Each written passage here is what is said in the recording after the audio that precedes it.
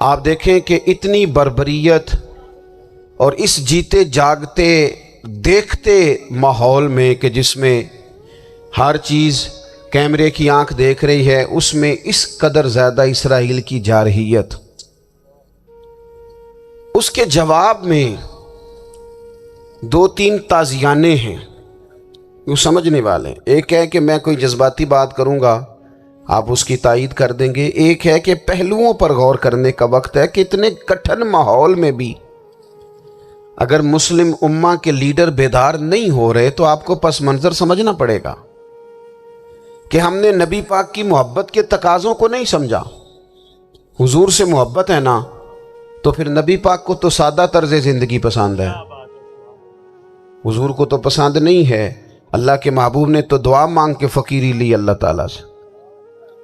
آپ کو پتہ ہے جب بندہ بہت زیادہ آسانیوں میں چلا جاتا ہے، بہت زیادہ اس کے پاس سہولیات ہو جاتی ہے، اس کا مرنے کو دل نہیں کرتا۔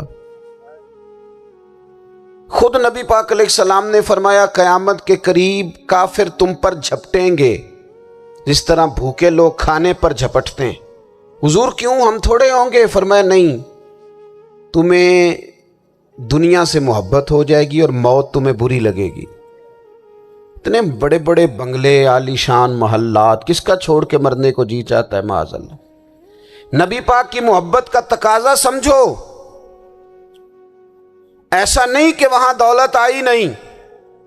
حضور تو فرماتے ہیں کہ اللہ نے خزانوں کی کنجیاں میرے ہاتھ میں رکھ دی ہیں، لیکن میں نے عرض کیا مالک ایک وقت روٹی دینا اور ایک وقت کا فاقہ دینا۔ کنجیاں خزانوں کی اللہ نے دی۔ جب تک آپ اپنا طرز زندگی، یہ جو بہت دنیا کا پیار ہے نا، بہت زیادہ مرنے کی ہرس، یہ بہت زیادہ جینے کی ہرس تو اللہ تعالیٰ نے قرآن پاک میں یہودیوں کا طریقہ بیان کیا کہ وہ کبھی مرنے کی تمنا نہیں کریں گے کیونکہ جینے کی ہرس رکھتے ہیں۔ نبی پاک علیہ السلام کے غلاموں، طرز زندگی جب تک سادہ نہیں ہوتا اور جب تک یہ دنیا کے جھمیلوں سے کسی کو دولت دے کر پیچھے کر دیا جاتا ہے، کسی کو عہدہ دے کر چپ کرا دیا جاتا ہے، کسی کو اقتدار دے کر چپ کرا دیا جاتا ہے، رسول اللہ صلی اللہ علیہ وسلم کے سچے غلام انہیں ایک بات کی سمجھ آ گئی تھی کہ ہمیں ہمارے رب نے کہا ہے قل ان کنتم تحبون اللہ فاتبعونی یحببکم اللہ۔ اے محبوب آپ ان سے فرما دیں اگر رب سے محبت کرنا چاہتے ہیں تو آپ کی پیروی کریں، اللہ خود ان سے محبت فرمائے گا جب رب بھی ان کا ہو جائے گا، جب رب بھی ان کا کی محمد سے وفاتوں نے تو ہم یہ جہاں چیز ہے کیا، یہ لوح و قلم تیرے ہیں، اس کا کیا مطلب ہوا؟ لوح و قلم، قلم لکھتی ہے نا تقدیریں، مقدر فیصلے، تو لوح و قلم تیرے ہیں، اس کا مطلب یہ ہے کہ پھر رب کریم تیرے اوپر فضل کرے گا، اور وہ جن فیصلوں کی امت کو دیانت سے چاہت ہے اللہ اپنے فضل سے وہ فیصلے فرمائے گا۔ جب تک زندگی حضور کی غلامی کی طرف نہیں جاتی وہ اللہ تعالیٰ کی تائید نہیں پاتی۔ حضرت عبداللہ ابن حذافہ رضی اللہ تعالیٰ عنہ کو رومیوں نے قید کر لیا تھا، اور جب رومی آپ کو قید کر رہے تھے، پکڑ رہے تھے، جنگ میں کچھ موڑ ایسا آ گیا کہ بظاہر مسلمانوں کے قدم پیچھے ہٹ رہے تھے، تو 1000 آدمی نے، 100 آدمی نے مل کے آپ کے گرد گھیرا ڈالا اور بڑی مشکل سے آپ کو گرفتار کیا۔ جب بادشاہ کے سامنے لے گئے نا تو بادشاہ سے اس کا سپہ سالار کہنے لگا کہ بندہ ضائع کرنے والا نہیں، یہ بات سمجھیں آپ، ہماری طبیعت کے مطابق جو بندہ پورا نہیں اترتا ہم ضائع کر دیتے ہیں۔ حالانکہ اگر آپ کو مخالف صف میں بندہ کام کا نظر آئے تو آپ غور فرمائیں کہ یہ ہمارے قافلہ محبت میں کیسے شامل ہو سکتا ہے، اس کے لیے جد و جہد کریں تاکہ اس سے کام لیا جا سکے۔ اس نے کہا، روم کے بادشاہ نے، بندہ ضائع کرنے والا نہیں، وزیر نے کہا بادشاہ سے، اس نے کہا کیا کریں؟ کچھ ایسا کریں کہ یہ معاذ اللہ ہمارے دین میں آ جائے۔ اور قرآن مجید نے واضح کہہ دیا ہے کہ یہودی اور عیسائی تم سے راضی نہیں ہو سکتے حتی تتبع ملتہم، जब तक कि तुम उनके दीन की पैरवी ना करो। इनको किसी तरीके से माज़अल्लाह ईसाई बनाया जाए। तो बादशाह कहने लगा दो तीन चीज़ें हैं जिससे कोई बंदा भी ख़रीदा जा सकता है, कर लेते हैं बात। उसने सबसे पहले हज़रत अब्दुल्लाह इब्न हुज़ाफ़ा से कहा कि जितने पैसे आप कहेंगे आपको मिलेंगे, आप इस दीन में आ जाएं माज़अल्लाह। तो हज़रत अब्दुल्लाह इब्न हुज़ाफ़ा ना, कुछ लोग बड़े सियाने होते हैं, बुर्दबार होते हैं, बाज़ बातों पर गुस्सा नहीं करते, हंसते हैं। हज़रत अब्दुल्लाह इब्न हुज़ाफ़ा हंस पड़े, फरमाने लगे तुझे किसने बादशाह बनाया, तू तो बड़ा बेवकूफ़ आदमी है। उसने कहा क्या मतलब? फरमाने लगे नादान, मैं तो तलवार लेके मैदान में आया हूँ, मुझे दौलत कमानी होती मैं तिजारत करता, मैं तिजारत नहीं कर रहा, मैं तो शहादत के लिए निकला हुआ हूँ, और तू मुझे कह रहा है पैसे ले ले, को अकल की बात कर।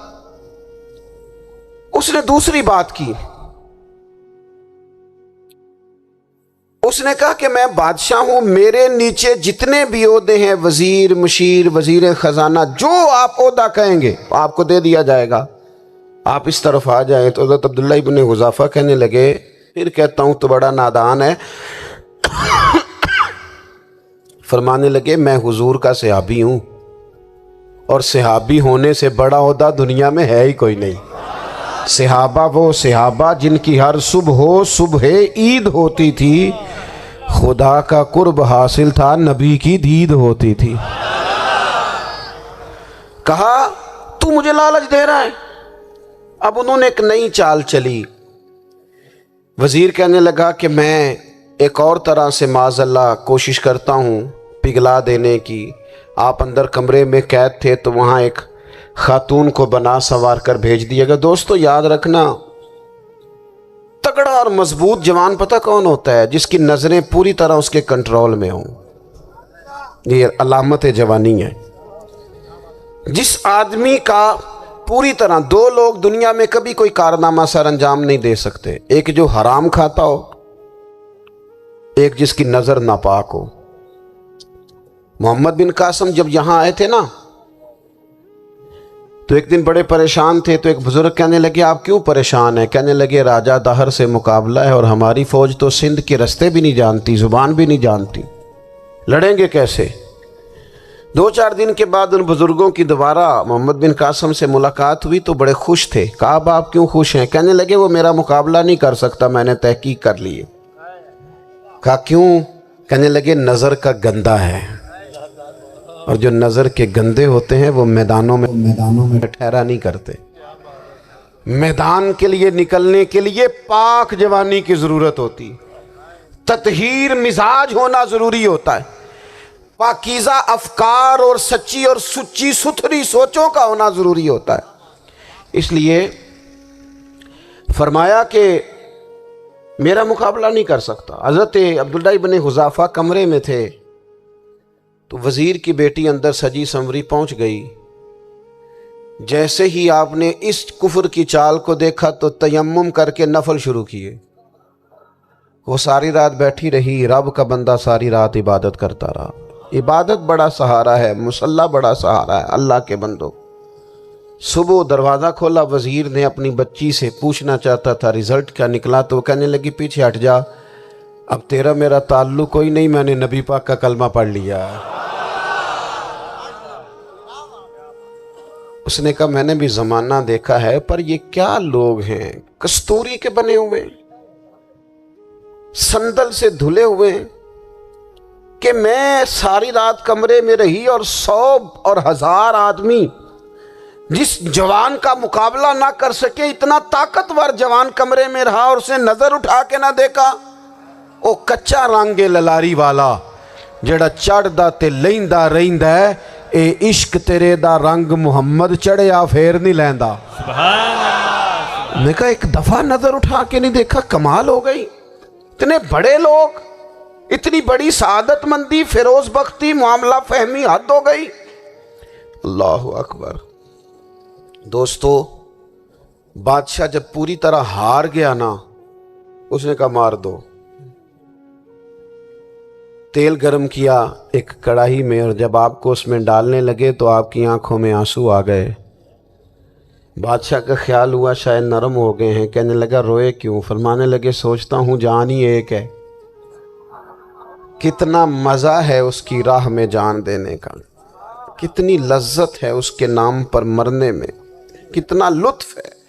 جے تو چڑھیا اتے دار بھی نہیں تے جے تو وکیا عشق بازار بھی نہیں تے ایڈا سستا سودا پیار بھی نہیں تے ایڈا سستا لبدا یار بھی نہیں۔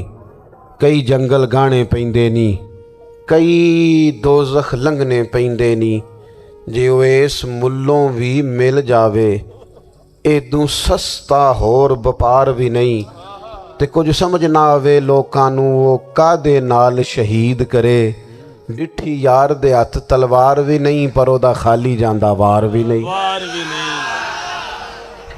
کہنے لگے ایک جان ہے نا، تو دل کرتا ہے ہزاروں ہوتی تو ایک ایک کر کے محبوب کے نام پہ قربان کرتا، جب میرے پاس ہے ہی ایک، کروں کیا؟ حضرت عبداللہ ابن حذافہ رضی اللہ تعالیٰ عنہ جب روئے اور بادشاہ نے یہ بات سنی تو بادشاہ اٹھ کے کھڑا ہو گیا، سارے وزیروں مشیروں کو کہنے لگا تم نے کہا تھا نا بندہ ضائع کرنے والا نہیں، یہ بھی ضائع کرنے والا نہیں۔ کہنے لگا میرا ماتھا چومو، تم جیسے لوگوں کو قتل نہیں کرنا چاہیے، آزاد کرنا چاہیے۔ عزیز اپنی زندگی سے نا یہ بہت زیادہ ہرس، ہوس، طمع، اور یہ کسی بات کی بھی ہو، ہرس صرف پیسوں کی نہیں ہوتی ہے، شہرت کی بھی ہوتی ہے، یہ بیماری انسان کو اقتدار کی بھی ہوتی ہے، تعریف کی بھی بیماری ہوتی ہے، یہ سارے نقص ہوتے ہیں لوگوں کو، اور معاذ اللہ بعض جبوں کبوں کے اندر بھی ہوتے ہیں، وہاں بھی پنپتے ہیں۔ اپنی زندگی جب تک اس سادگی میں نہیں لاؤ گے جو رسول پاک نے عطا فرمائی ہے، جب لوگ آسانیوں میں پوری طرح الجھ گئے تو پھر وہ دور ہوئے اور کفر چڑھ گیا۔ دوسری بات، اللہ کے محبوب صلی اللہ تعالی علیہ وسلم کی محبت ہم سے تقاضا کرتی ہے کہ ہم اس مشن کے لیے کام کریں جس مشن کے لیے رسول پاک نے کام فرمایا ہے۔ ہم سارے کام بڑی مضبوطی سے، سوچ سمجھ کے، تدبر سے، حکمت سے، تقاضوں کو مد نظر رکھتے ہوئے کرتے ہیں، سارے کام۔ دین کے کام میں ہمارا مزاج نہیں ہوتا، او ہو جائے گا جی، آپ بسم اللہ پڑھیں جی، شروع کریں جی۔ آپ تقاضوں کو سمجھیں، چیزوں کو دبائیں نہیں، چیزوں پر غور کریں۔ کسی کے ذہن کی سطح پر سوال ابھرتا ہے، اس کا تسلی بخش جواب دیں۔ اپنی زندگی میں دین کے کام کے لیے اپنے آپ کو وقف کریں، اور دین کے کام کے بہت سارے پہلو ہیں۔ ہزاروں لوگوں کو قرآن پاک ٹھیک پڑھنا نہیں آتا، ہزارہا لوگ ہیں جو قرآن مجید کے مطالب سے آگاہ نہیں ہیں، دین کی بنیادی ضروریات سے لوگ نابلد ہیں۔ میں آپ کو کس طرح یہ بات سمجھاؤں کہ ہزاروں کی تعداد میں طلاقیں اس لیے ہوتی ہیں کہ مردوں کو طلاق کے مسئلے نہیں آتے، انہیں پتہ نہیں ہے کہ مجھے حقوق زوجین کے معاملے میں کیسے چلنا ہے۔ ڈھیر سارے گھروں میں تباہی اس لیے ہے کہ تربیت اولاد کا دینی منہج ہمیں نہیں پتہ۔ اپنا حصہ ملائیں دین کے کام میں۔ ایک آدمی کو اگر تو نمازی کرنے میں کامیاب ہو گیا، تیری زندگی بدل گئی۔ وہ دین بیزار لوگ جو ہمارے بیچ بیٹھ کے ہماری نوجوان نسل کو پگڑی اور داڑھی کا نام لے کے بنیادی طور پر دین سے دور کرتے ہیں، ایسے نوجوانوں کو دین کا پیغام محبت دے کر دین کے قریب کرنا ہماری ڈیوٹیوں کا حصہ ہے۔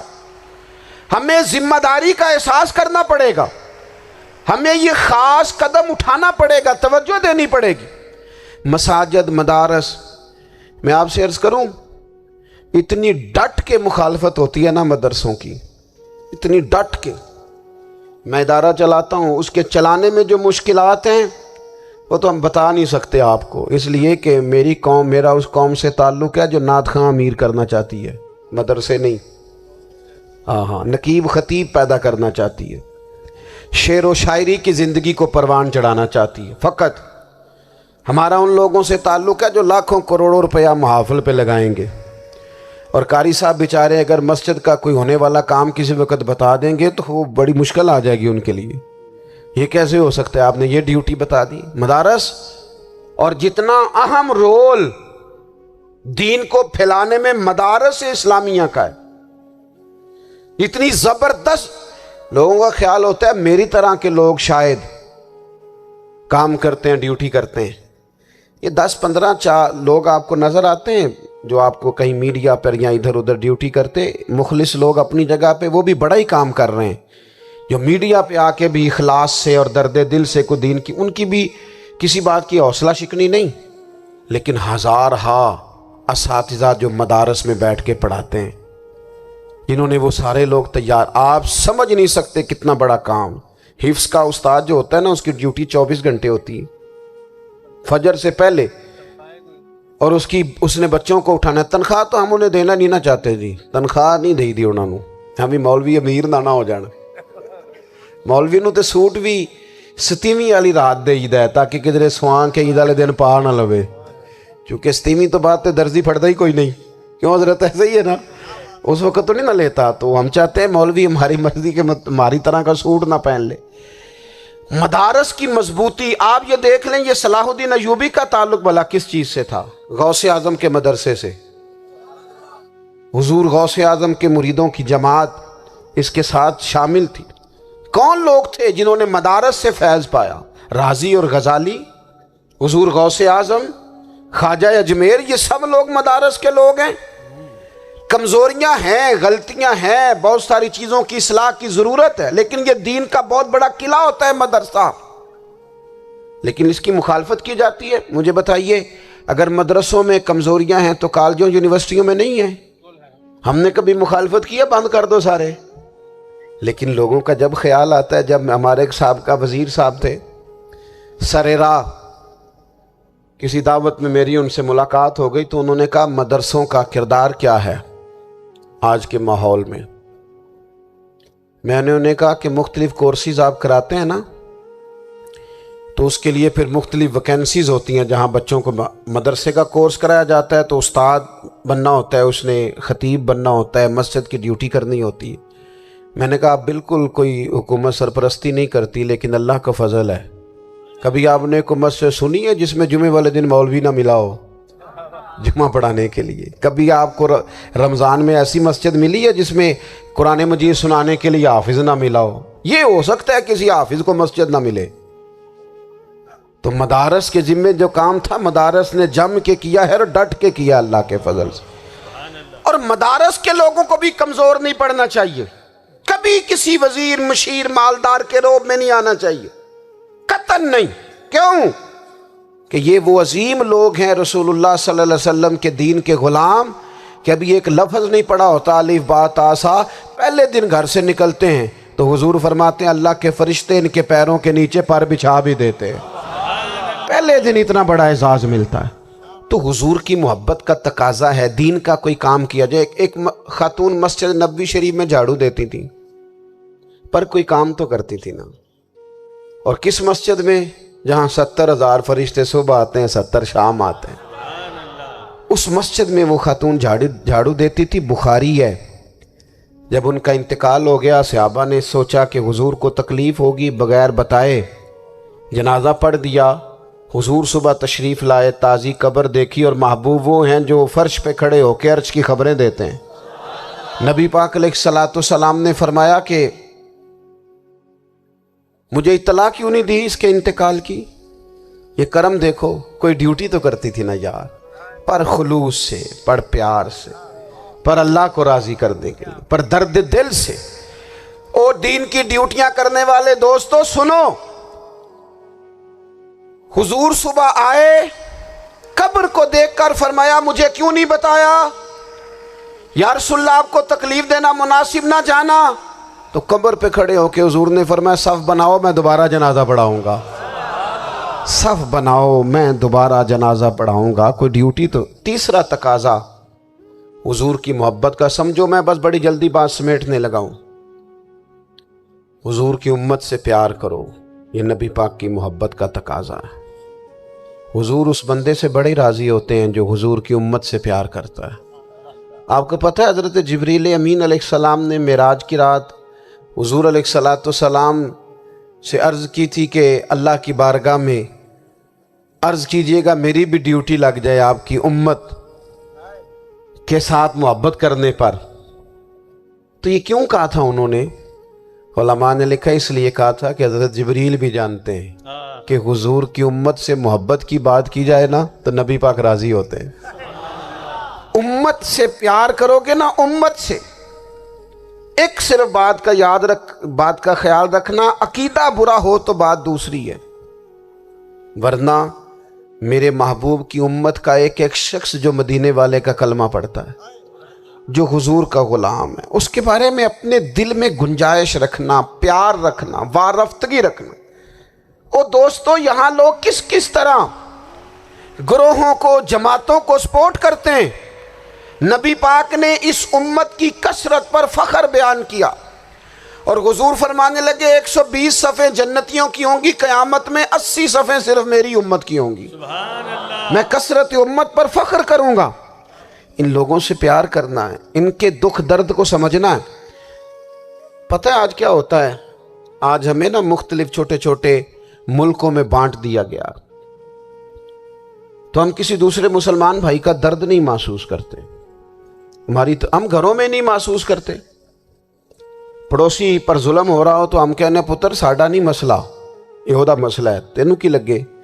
हालांकि पड़ोसी की आग इसलिए भी किसी वक्त बुझा देनी चाहिए कि पड़ोसी की ना बुझाई जाए तो अपना घर भी ज़ाद में आ जाता। आज उम्मत मुस्लिमा से हमें बस लगा दिया गया अपने हिस्से की रोटी कमाओ, अपने हिस्से की कोठी बनाओ, अपने हिस्से की गाड़ी खरीदो, अपने हिस्से का काम करो। उम्मत का दर्द, उम्मत की बात, वहदत उम्मत का तसव्वुर,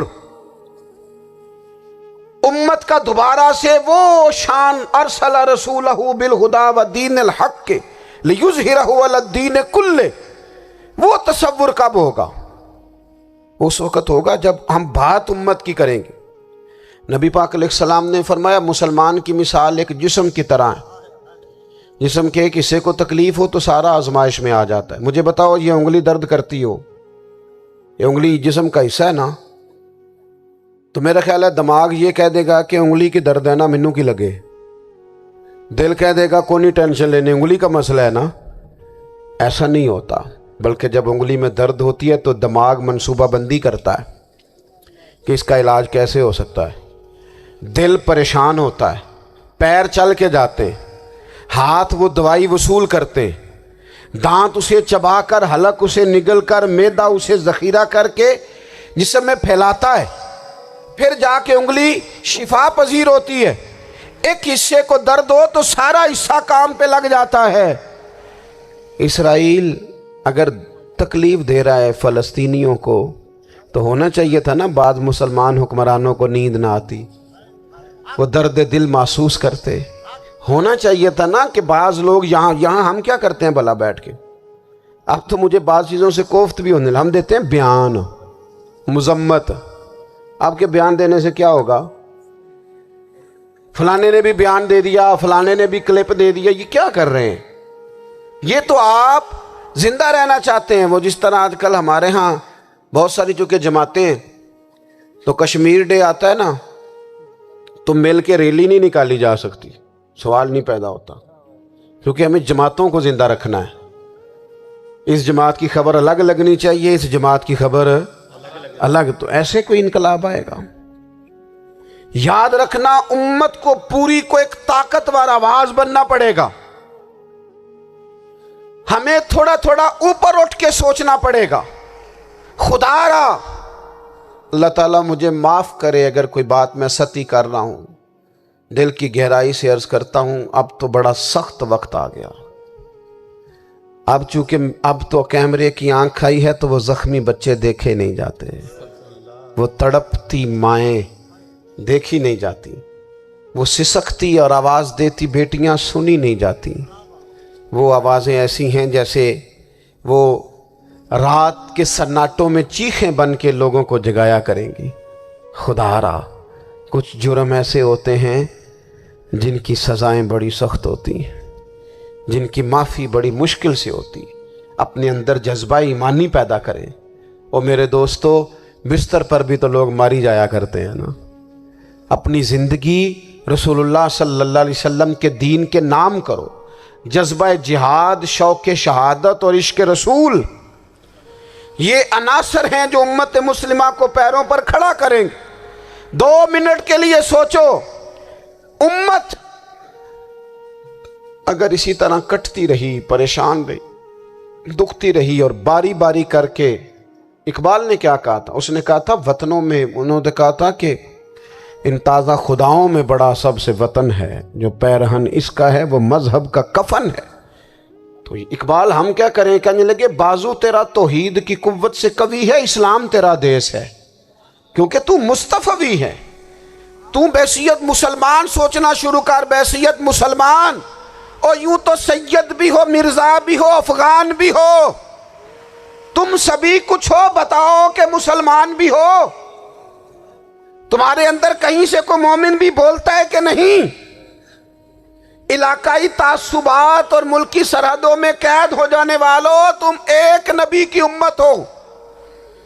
کیوں نہیں سمجھتے کہ جب کشمیر کی بیٹی روتی ہے تو مدینے والے محبوب پاک علیہ السلام کی امت کی بیٹی روتی ہے، جب فلسطین کی بیٹی روتی ہے تو امت کی بیٹیاں روتی۔ خدا را کچھ درد دل اپنی طبیعت میں پیدا کریں۔ میں حکمرانوں کی بات نہیں کرتا، میں تو عام لوگوں سے ایسے تبصرے سنتا ہوں جو نہیں کرنے چاہیے۔ اور نہیں جی نہیں، دوسرا رخ بھی دیکھو، عام آدمی اٹھ کے، عام لوگ بھی یہ خطرناک سوچیں اور ان سے خوفناک نتائج برآمد ہوں گے۔ تو 3 باتیں میں نے آپ کی خدمت میں عرض کی ہیں۔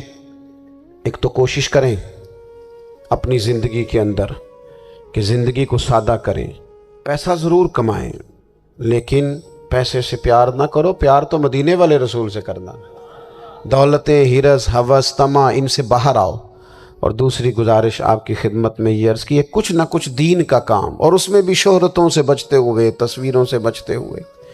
میں ہر محفل میں شاید کہتا ہوں میری فوٹو آ رہی ہے اور لائیو آ رہا ہے اور فلاں ہو رہا ہے، لیکن اس محفل کا خوبصورت انسان وہ ہے جو سب سے پیچھے بیٹھا ہے، وہ کسی فوٹو کے لیے نہیں آیا۔ اور میں ڈھیر سارے لوگ دیکھ رہا ہوں، یہ جو آگے بیٹھ جاتے ہیں بعض اوقات 5 7 10 لوگ، یہ بڑی تصویر سازی کرتے ہیں، لیکن جو پیچھے بیٹھے ہوتے ہیں، ان کی کوئی فوٹو نہیں آتی۔ اور میں نے بہت سارے لوگوں کو دیکھا ہے کبھی موبائل کو ہاتھ بھی نہیں لگاتے، لیکن جن کے لیے آئے ہیں انہیں تو پتہ ہے نا کون کون آیا ہے۔ اور کچھ دین کے لیے کریں۔ اور تیسری گزارش آپ کی خدمت میں یہ ہے کہ امت بن کر بھی ضرور سوچیں اور امت کے دکھوں کا مداوع بھی کریں، اور امت مسلمہ کا درد بھی اپنے سینے میں ضرور محسوس کریں۔ اللہ تعالی ہماری اس بزم کو۔ یہ ایک بات اور سن لیں جی، نبی پاک علیہ الصلوۃ والسلام نے ارشاد فرمایا، لائیں جی، حضور سید عالم علیہ الصلوۃ والسلام نے ارشاد فرمایا کہ جب تک بندہ اللہ کے بندوں کی مدد میں رہتا ہے نا، اللہ بھی اس کی مدد کرتا رہتا ہے۔ یعنی اگر آپ امت کے لیے سوچتے ہیں، کوئی امت کے لیے فکر پیدا کرتے ہیں، کچھ امت کی سوچیں لاتے ہیں، تو اللہ بھی مدد فرمائے گا۔ اور یہ بات اچھی طرح یاد رکھیں، جب بھی بندہ کوئی ایسا کام کرتا ہے نا جو خالص اللہ کی رضا کے لیے ہو، تو رب کی مدد ضرور آتی ہے۔ وَلَقَدْ نَصَرَكُمُ اللَّهُ بِبَدْرٍ وَأَنْتُمْ أَذِلَّةٌ